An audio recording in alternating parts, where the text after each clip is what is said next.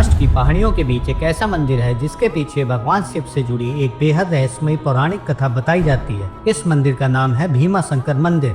हिंदू धर्म में इसे भगवान शिव के 12 ज्योतिर्लिंगों में से एक माना जाता है। लेकिन सवाल ये है कि आखिर इस जगह का नाम भीमा शंकर क्यों पड़ा? यहाँ ऐसा क्या हुआ कि भगवान शिव को स्वयं प्रकट होना पड़ा? और सबसे दिलचस्प बात, भीमा शंकर का संबंध आखिर त्रिपुरासुर से है या भीमासुर से? अगर आप भीमा शंकर की कहानी खोजेंगे तो आपको इन दोनों नामों से जुड़ी अलग अलग कथाएं मिलेंगी। इसलिए आज हम इस पूरी कहानी को बिल्कुल आसान भाषा में समझेंगे। सबसे पहले बात करते हैं त्रिपुरासुर की।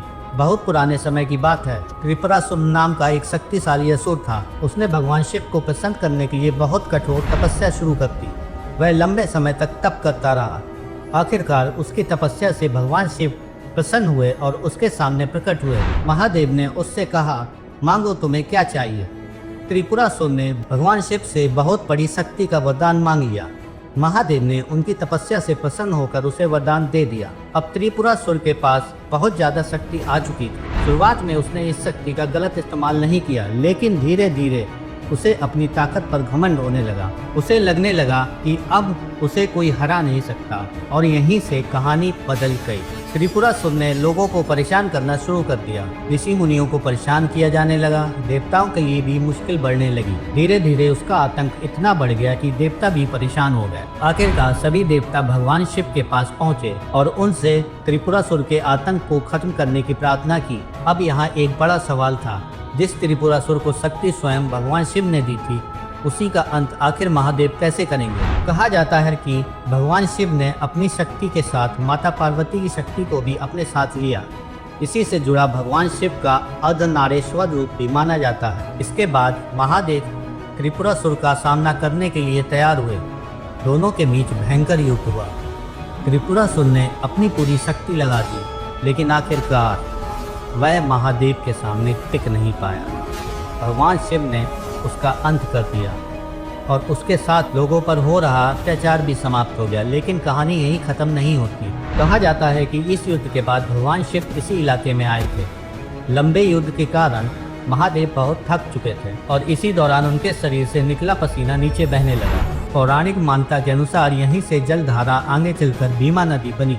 यानी जिस युद्ध में महादेव ने असुर का अंत किया, उस युद्ध की याद आज भी एक नदी के नाम से जुड़ी हुई है और इसी जगह पर भगवान शिव के विराजमान होने की मान्यता है। इसलिए यह स्थान भीमा शंकर के नाम से प्रसिद्ध हुआ। लेकिन यहाँ कहानी का एक और हिस्सा भी है। अगर आप भीमा शंकर की पौराणिक कथा को अलग अलग स्रोतों में देखेंगे तो आपको भीमासुर की कहानी भी मिलेगी और यह कहानी त्रिपुरासुर की कहानी से अलग है। इस कहानी में भीमासुर को कुंभकर्ण का पुत्र बताया जाता है, यानी वही कुंभकर्ण जिसे हम रामायण में रावण के भाई के रूप में जानते हैं। कहा जाता है कि भीमासुर को अपने पिता की मृत्यु के बारे में पता चला तो उसके मन में बहुत ज्यादा क्रोध और बदले की भावना पैदा हो गई।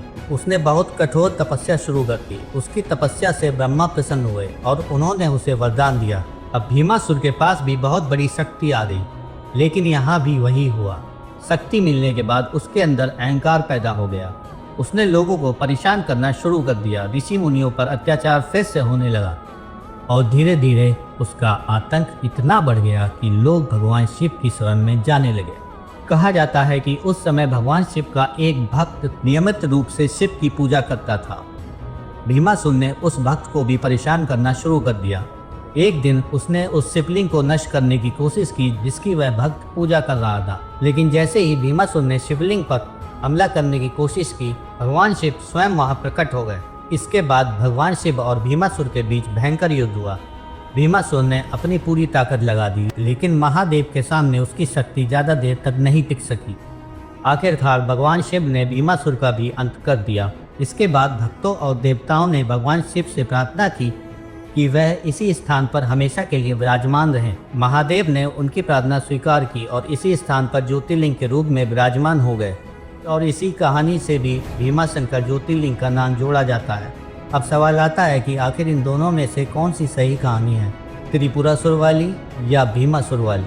दरअसल दोनों को एक ही कहानी समझना सही नहीं होगा। त्रिपुरासुर और भीमासुर दो अलग अलग असुर हैं और दोनों से जुड़ी कथाएं भी अलग हैं। भीमा शंकर से दोनों तरह की पौराणिक परंपराएं जुड़ी हुई हैं। इसी वजह से जब भी भीमा शंकर की कहानी बताई जाती है तो इन दोनों कथाओं का जिक्र मिलता है। लेकिन एक बात दोनों कहानियों में बिल्कुल समान है। दोनों में एक शक्तिशाली असुर को वरदान मिलता है, उसके पास शक्ति आती है, फिर वही शक्ति उसके अंदर अहंकार पैदा करती है और जब उसका अत्याचार बढ़ जाता है तो भगवान शिव स्वयं उसके सामने खड़े होते हैं। यही इस कहानी का सबसे बड़ा संदेश भी माना जा सकता है।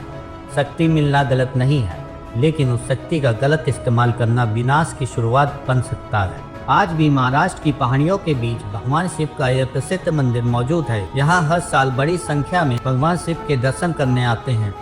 मंदिर के आसपास का इलाका घने जंगलों और पहाड़ियों से घिरा हुआ है, यानी एक तरफ भगवान शिव से जुड़ी हजारों साल पुरानी पौराणिक कथाएं, दूसरी तरफ प्राचीन मंदिर और उसके चारों तरफ फैला हुआ घना प्राकृतिक इलाका। यही चीज भीमा शंकर को बाकी मंदिरों से अलग बनाती है और शायद इसी वजह से आज भी जब कोई भक्त यहाँ भगवान शिव के सामने खड़ा होकर कहता है हर हर महादेव, तो उसके पीछे सिर्फ एक धार्मिक विश्वास नहीं होता, उसके पीछे एक ऐसी पौराणिक कहानी भी होती है जिसमें भगवान शिव ने अधर्म और अहंकार के सामने खड़े होकर उसका अंत किया था।